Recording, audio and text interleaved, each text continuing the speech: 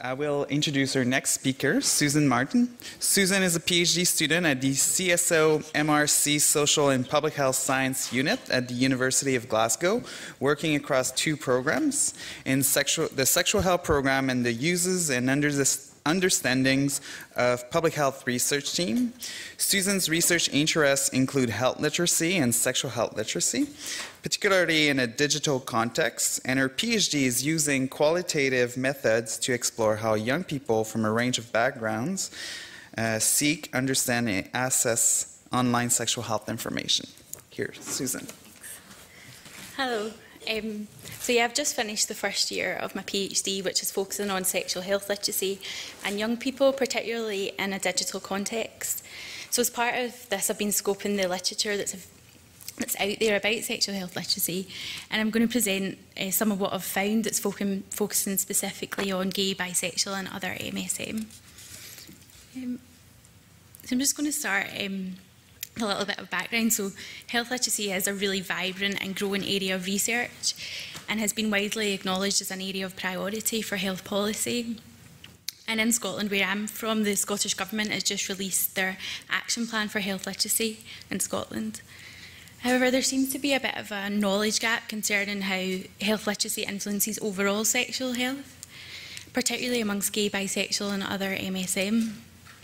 But I think despite this lack of research explicitly focusing on sexual health literacy, it's likely that a number of publications examine it more implicitly. So the purpose of this scoping review was to summarise the current state of literature explicitly and implicitly within high-resource countries. So before talking about our methods and findings, I was just going to firstly talk a bit about our understandings of health literacy and sexual health literacy. And I think since the first mention of the term at a health education conference in 1974, health literacy has evolved from quite narrow definitions focusing on functional abilities to broader ones, recognising that there's a whole range of personal, cognitive and social skills for an individual to be health literate within healthcare, community and broader social realms. And I'm just going to talk about Nutbeam again, but his three-part concept has been really influential. So he distinguishes between functional health literacy, which is about having the basic reading, writing and numeracy skills to help understand and use health information. But then also interactive skills, which is about being able to interpret and apply this information in everyday life within changing circumstances, and also being able to interact and communicate with others. And then critical skills, which is about being able to analyse and question information critically in order to exercise more control over health decisions and behaviours. So it's not just about having the ability to understand and decipher messages, but realise there's a number of barriers to health literacy. It's not just dependent on individual capacities, but about the information that's available, the wider context, the healthcare system, broader society, and the kind of limitations these can place on health literacy. So there hasn't been as much focus on sexual health literacy, so there aren't really too many definitions, but the ones that I did find, similarly to developments of health literacy, it followed quite a similar pattern, so evolving from being quite narrow, just focusing on sexual health knowledge and attitudes, to ones that recognise the social and interpersonal aspects of sexual health literacy. And thinking about these understandings, as well as the many different conceptualisations of health literacy, we tried to come up with a comprehensive definition of sexual health literacy. So that sexual health literacy concerns an individual's knowledge, beliefs, attitudes, motivations and competencies in accessing, understanding, evaluating and applying sexual health information in everyday life to negotiate and make judgments and decisions concerning sexual health care, health promotion, relationships and well-being. And I know this is really wordy, so in practice we were thinking it could be defined as both the level of sexual health knowledge and the capacity to employ this knowledge within sexual and social contexts. And context is really important, as particular situations can influence or make safer sex choices difficult and can influence decision making just as much as a lack of knowledge or motivation. And it's also important to recognise the empowering nature of sexual health literacy and the importance of being able to make decisions and exercise sexual health rights freely, and the impact that social, cultural and economic factors can have on this. So this is the understanding that helped shape the literature search strategy, and we split this into two main searches. So firstly, we run an explicit search, so we're using like exact phrases, sexual health literacy, literacy or numeracy, and we combined them with a core set of sexual health and MSM terms.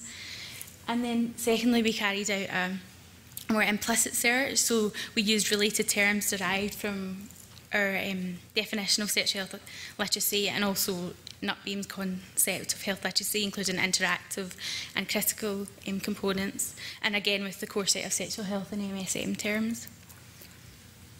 And we searched a range of databases, and we limited them to papers that were in English, were published after 1974, because that was the starting point when health literacy was first mentioned, and that were relevant to the UK, Canada, USA or Australia. We limited it to these particular countries, as scoping worldwide would have entailed more time than was really available, and thought that these countries enabled us to look at similar contexts. I'll just give a summary of what we found. For the first explicit search, I didn't actually find any papers that actually spoke about sexual health literacy amongst MSM. However, we did identify 3 that explored health literacy from the perspectives of gay men, which are listed here, and they were all quite recent. So I'll just briefly go through these 3 papers. So the first was quite a small qualitative study by Bellaby and colleagues titled Health Literacy and the Framing of Health Messages in the Gay Community. And they examined health literacy within 3 different groups within Manchester's gay community: a group of athletes, the bear community and a neutral group. And they found that participants assigned different meanings to health messages, and that they used a range of critical health literacy techniques which varied between the different subgroups. They found that all participants demonstrated critical awareness of the HIV message and other sexually transmitted diseases, and were able to describe material that they had seen, but the quality of the information access varied. The interviews illustrated examples of both active and passive behaviour change, so active being based on a critical understanding of risks achieved through engaging in discourse, and passive being that based on trusting the advice of a health professional at face value. And in terms of health messages, they recommended that communication be tailored for these different subgroups within the gay community to ensure that different identity fractions could fully engage. And the second study was by Gust and colleagues, and they used survey data to investigate factors associated with gay and bisexual men's health attitudes and the sources of health information that they use. And they found that participants reported that they were highly motivated to improve or maintain their health, but perceived themselves to have low health literacy, which could indicate problems with accessing and understanding the necessary health information. They also found consistently that feelings of low control over things that happen in relation to one's health were associated with low perceptions of health literacy. And this kind of aligns with empowering definitions of health literacy, where health literate individuals are empowered and feel in control of their health and well-being. And they found for health information that most of the participants reported turning to the internet first, rather than healthcare providers, which could be due to the ready accessibility of this information, but also because of the communication barriers that some of the participants reported having with healthcare providers. So we can see some similarities between these 2 studies. Both hope to identify the factors associated with positive and negative health attitudes, so that health services and promotion could be improved and better tailored to specific groups. And the third study differs from the previous 2, is rather than exploring sexual health information, they explored the practical everyday application and negotiation of this information within relationships. So they illustrated the importance of interpersonal skills in sexual health literacy. So they conducted a small study amongst 9 Latino gay male couples and found that they exhibited sophisticated understandings of HIV, few incidences of HIV risk, sexual behaviour, and that they practiced various behaviours that may reduce risk.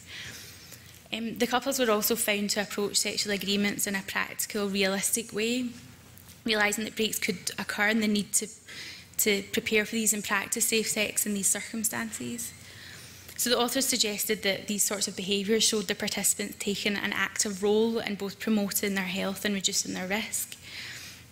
And they concluded that intimate relationships are an important context for understanding HIV risk and prevention, and ones that aren't always captured by deficit models of HIV risk that tend to overemphasise the individual and underestimate the effect of environment and context.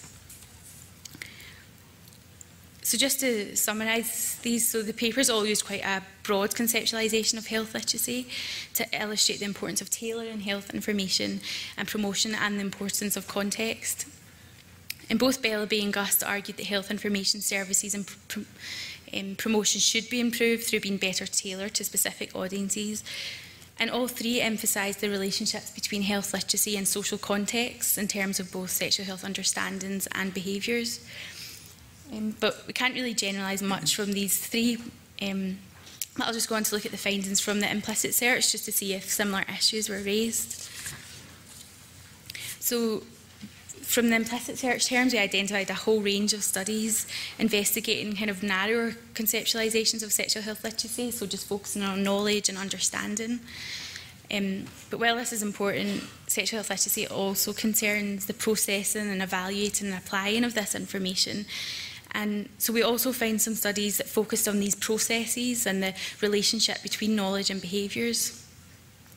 And looking through these articles, the kind of key issues that came through were the importance of communication and context in negotiating sexual health. So I'll just go on to look at some of this in a bit more detail. So studies drew attention to the need for gay men and other MSM to know how to discuss and negotiate safe sex with regular partners and casual partners. And the most obvious form of communication is verbal. So we found that the literature gave some evidence of an association between communication with sexual partners and safer sex practices. And various groups reported discomfort and difficulties in communicating about safer sex with sexual partners. Example, we find studies showing that young MSM, those who use alcohol and other substances during sex, and also regular partners and couples had difficulties in this. It was also mentioned the difficulties in communicating with healthcare providers as well. And we found that various studies suggested that healthcare professionals also lacked skills in dealing with sexual health issues, particularly with gay and bisexual patients. Research has also suggested that non-verbal communication can also play a large role in negotiating sexual interactions, particularly in a group context. And Campbell and colleagues, they also found that condom use was just understood in their study, particularly amongst young black gay couples. So there's quite a lot of literature about safe sex negotiation, how it occurs in face-to-face sexual exchanges, but relatively little about how such communication unfolds online. And it's evident that the internet is commonly used to locate sexual partners and to communicate. And we found some studies that showed that MSM are significantly more likely to engage in sexual negotiation online than in person, and that these negotiations were related to safer sex practices. So there is a need to understand the role of online communication in sexual health literacy. So I suppose overall it's evident that interactive health literacy skills are important in negotiating safe sex and for managing sexual well-being. And health promotion and healthcare intervention should focus on developing communicative and interactive skills, verbal and non-verbal, among healthcare providers and MSM, and to enable better decisions. As well as this, online communication may present new possibilities for the implementation of risk reduction strategies. And similarly to the first search, we also find implicitly context was really important, and there was quite a lot of qualitative research that found sexual encounters comprise multiple contextual and interpersonal elements that interact to shape sexual practices and risk reduction. And there was lots of different factors that came through from the literature. So it could be partner characteristics, the type of relationship, the partner's biological status, and preferred sexual practices, the use of anti-HIV measures, stigma, and also fields and colleagues that identified perceptions of masculinity and uneven power relationships as important contextual factors in sexual partner selection, risk assessment and decision making. And we also found a number of studies explored the relationship context. So on the one hand, in a positive light in terms of the maybe greater communication and commitment, but on the other as a barrier to risk prevention, where sex without condoms is maybe seen as a sign of love and trust. And Gold and colleagues introduced the idea of heat in the moment versus cold light of day thinking. So they stated that gay men think about risk of HIV transmission in qualitatively different ways depending on specific circumstances, and that often health promotion fails to give enough consideration to the role of desire. Thanks. And how risks are evaluated and needs to engage more with the reason and present during actual sexual encounters. So it seems that it is really important to understand contextual influences in order to try and kind of develop and integrate these into effective prevention programmes for different groups.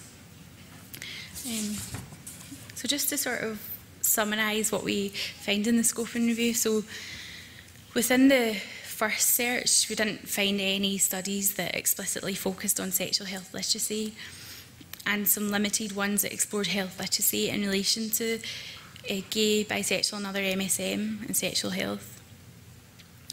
And the few that were identified had focused on this need for tailored information, healthcare promotion for different groups and different health literacy levels, and also on the importance of social context within investigations of health literacy. And within this second search, aiming to examine the literature exploring sexual health literacy more implicitly, we found a whole range of articles with a particular focus on interactive health literacy. We realised that all these articles seem to be concerned with negotiation, communication and context, and the articles focused on the verbal, non-verbal and online communication with sexual partners and healthcare providers, and that this negotiation was often within dynamic circumstances and in varying contexts.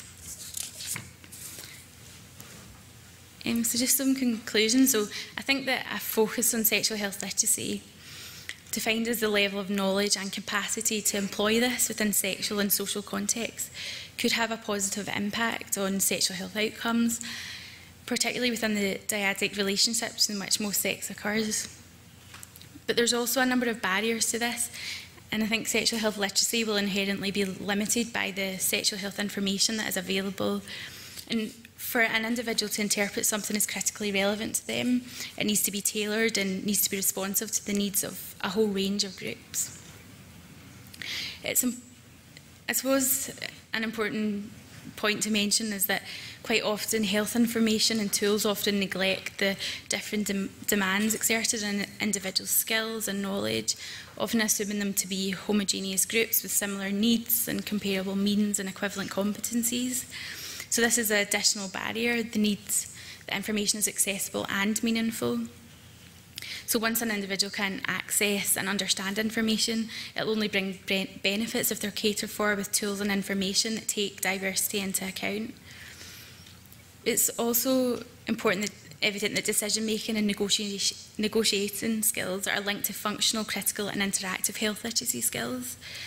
And I think health promotion amongst gay, bisexual and other MSM may benefit from a greater focus on these core competencies and improving communication skills amongst MSM and sexual partners and healthcare providers. And I think it's critical that future research explores the impact of individually and contextually focused preventative interventions that target and develop core competencies and are grounded in empowerment. And yeah, I just think there's need for more research. Thanks.